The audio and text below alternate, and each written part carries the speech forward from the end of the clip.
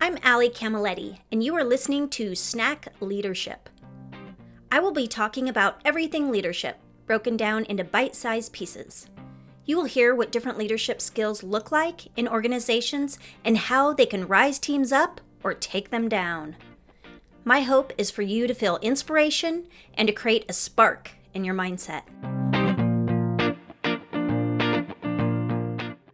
Today, we are talking about how leadership isn't a cookie cutter approach with Wes Melton.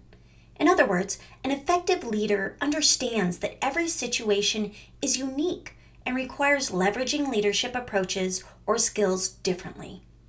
Wes Melton, a serial entrepreneur, founder, and CEO of Nokori, a community platform focused in the vacation rental industry. Wes has co-founded multiple startups in the short-term rental industry over the years. I was first introduced to Wes when he was a keynote speaker at the Northwest Vacation Rental Professionals Conference. I really resonated with his words and approach to relationship building. Get ready to hear what it looks like to shift the cookie cutter leadership approach to be successful. Hi, you are listening to Allie Camilletti and Wes Melton today. Thank you for joining us today, Wes. Yeah, thanks so much for having me. It's a pleasure to be here. All right, I always like to start off with what our topic is. And our topic is the concept that an effective leader understands that every situation is different and requires leveraging leadership approaches and skills differently. So, when we talk about this topic, Wes, that you have actually chosen, what made you embrace this topic of choice? Sure, that's a great question, Allie. So many years ago, in a different business venture I was involved in, someone close to me told me that they didn't think I had the it factor. And what they meant by that was that they didn't think I had the right skill to be an effective leader in a way that maybe we think of, some of the more inspiring leaders that we think of today. And I wasn't offended by the comment because I part of me, I think, maybe just assumed that this trusted advisor saw something that I didn't. Um, but I think as years went by and as I read and studied and got some more experience under my belt, I think that what I realized is that you can't be told really by anyone whether you have what it is that makes a really effective leader. Because from what I've learned from um, everything from books to experience to some of the more kind of authoritative thought leaders in the space, is that there really isn't a quote unquote it factor that really effective leaders have. Really effective leaders instead actually have a lot of understanding that every situation requires a different type of approach to actually get the results that are most successful for a business. If a leader tries to go into every single situation and tries to handle it the same, um, they are not going to be successful as a leader. Um, every situation is remarkably different. The context, the variables are very different. What people need emotionally, even in a business context, can be very different. And I think that really effective leaders understand that. They look for it, and it becomes a practice of in the moment evaluating what is the context of the situation I'm in, and what type of leadership approach here will actually result in a win, not just for the leader, but ultimately for the whole team and for the company. I really like how you take that piece of somebody telling you in whatever way it was that you couldn't, and you're like, okay. You just kind of digest the information and didn't let that stop you. Because I feel as leaders that happens to us. I know I've had it happen. It's definitely a defining moment for me when I was told by a gentleman that I was too emotional to ever go up in the company. And I realized, no, this company needed more emotional intelligence and it was Sure. missing. And so that's a great point that you bring up. And cookie cutter just doesn't work. Sure, and I think also, I think outside perspectives of some of the great and inspiring leaders that we often look to are often very misleading in terms of what it would actually to be like to work in their presence every day. I think there's a lot of nuance that you lose from afar, and I think that a lot of well-meaning people digest those very imperfect perspectives into views and perspectives that then that they share and impart to other people on the team that I don't think really resonate with reality. And to your point, sometimes the advice that's being given may be given from a source that is actually contributing to the problem, not the solution. Yeah, I will say that it's almost harder to find really good leaders than it is to find ones that are still growing in their leadership. And I've learned more from those that are still growing in their leadership, but I've learned amazing things from leaders that were just super solid. Yeah, I would agree. I think the best leaders um, are ultimately leaders that not only lead, but they also want to teach as they go and try to raise up kind of that next generation behind them to leave the organization in really good hands once their time is done. Yes, agreed. And so, talking more about this technique, what does that look like in cultures? Have you witnessed specifically a situation where it had to have a different way of leveraging? Yeah, so that's a great question. And I think one of the best examples that I've witnessed personally was actually about 3 or 4 years ago. I was the co founder and owner of a property management company in East Tennessee in the Gatlinburg Pigeon Forge market.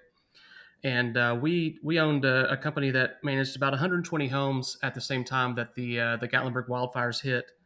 And my co-founder David is a very visionary, authoritative leadership type, very brilliant man. Um, the day or two after the fires, once we were trying to kind of get our hands around the situation, I saw probably the most um, coercive leadership out of him that I'd ever seen in all the years we worked together. And at the time, it upset me. In retrospect, thinking through it, it was absolutely the right thing to do because he understood what I didn't in the moment, which was that if we didn't get our hands around this thing fast, that everything we had worked to build could literally just fall apart overnight. And so he took the approach of not asking, what did I or the team think that we should do. He came in that morning and he was telling us what we were going to do and fast, and he was right. And what we did was absolutely the right thing to do. And as I've continued in my life and I've gained a lot more experience and researched more, I think what you find is that in high risk scenarios where there are very real threats against the business, that those are usually the very rare time that you really should take a very heavy handed approach like that.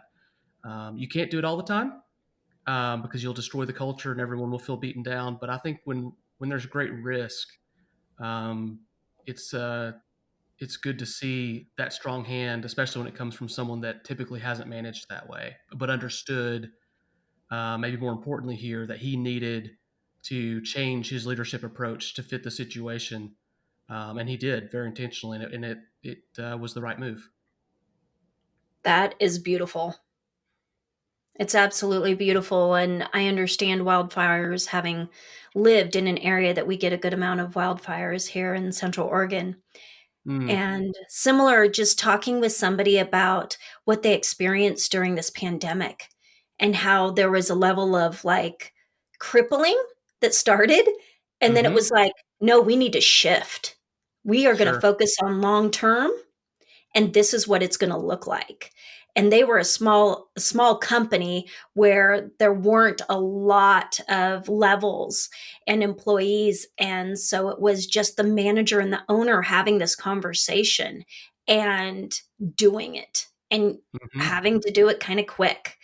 And I think that employees respect that, especially if somebody hasn't operated that way all the time. It's like, hmm okay, you are leading us. And that's what we want because this is scary and Yep. tough. Yep. I agree 100%. And like I said, in the moment, I didn't like it, but in retrospect, it was absolutely the right thing to do. And I think it also spoke to his leadership ability that he knew that he needed to contextually change his approach to fit the situation. And I learned a lot that day and days past since as I reflected on it.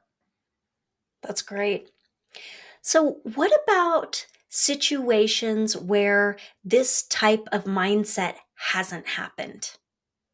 And that cookie cutter, and I'm just going to say cookie cutter approach a little Sure. bit, right? Has been implemented and it didn't work at all.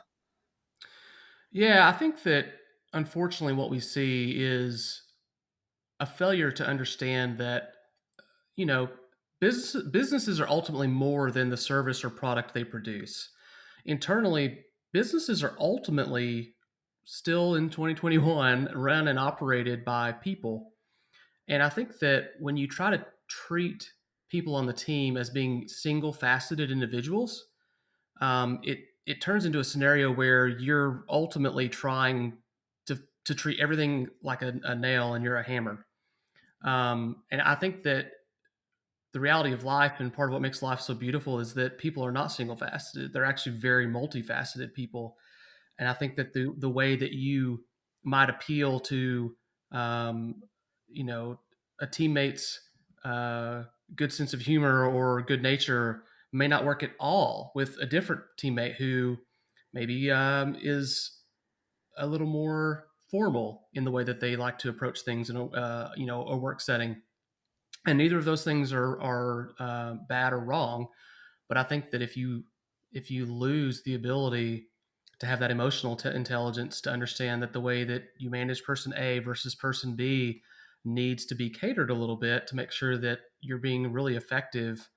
Um, I think that again, you kind of see either a culture that falls flat where no one really feels like they're seen for who they are, um, or you see a culture where there's not really a lot of buy-in to the manager or the leader, um, because it just kind of feels um, kind of like it's their way or no way. Even if they're a very kind person, you can feel very steamrolled. I think if everyone kind of gets the same side of that leader. It's very true. I remember when I was first introduced to the DISC assessment, and we did it as a team, and our team was growing at the time. And they had us hang up our what we did and what we didn't like as far as communication right on our Hmm. cubicle so that whoever could was coming up to like have a conversation could look at those and remind themselves of how we like to be communicated to. Mm-hmm. Yeah, that's wonderful. It's very thoughtful too. Do you have any assessments that you have used in organizations that you were like it was extremely helpful as a leader? So, what's really interesting is I used to treat these type of assessments as being almost like tarot cards for business. Yeah.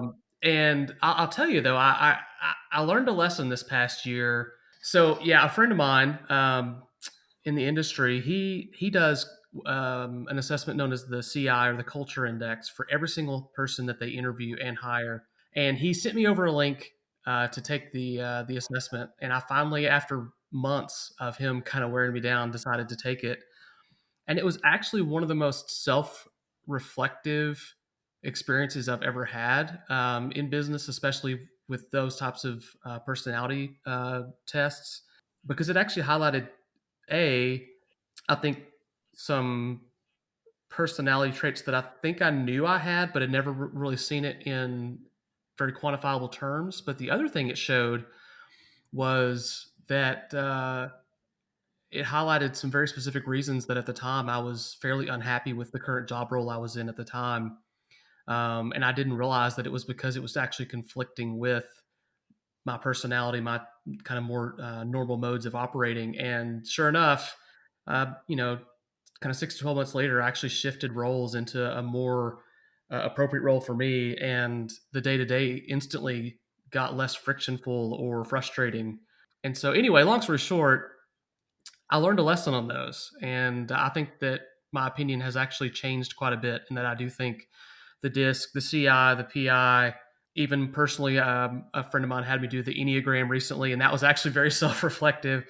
I think there is a lot of value in these things. I don't think, and my gut says you would agree that any one test can tell you who you are, but I do think that I've personally learned and experienced that these things are actually very insightful and helpful, and have gotten benefit out of it. They are helpful. I agree with you. When we talk about mentors, who would you say is your favorite leadership mentor? I've been really blessed and really grateful to have not really one specific leadership mentor, but really a number that I get to interact with on a regular basis, even though we don't work together every day. And the neat thing has been that each of these peers are really in very different businesses, business industries, business categories, and really getting to see how they think, sometimes the same and other times very differently, about some very similar topics or questions has been really rewarding. I've got a very good friend of mine who is much older than me, and he was actually an executive in the TV industry for many years. And his mentorship of me has always been much more that style of, you can do it, you've got this, I'm here for you, let's talk through what your problems are, to some peers that are more, I think, at my kind of age and stage in life and business development, that are more challenging what I think and what I think I believe, and asking hard questions. And I think that for me, I've found that it really takes a family. Maybe is the phrase I'll leverage there. I've really had a lot of various perspectives, and I think I've grown a lot by having more than just that one voice, but having a number of voices. That is so true. I was thinking about that recently when I was listening to a podcast by Brene Brown and Jim Collins. And I was like, oh, I need another mentor.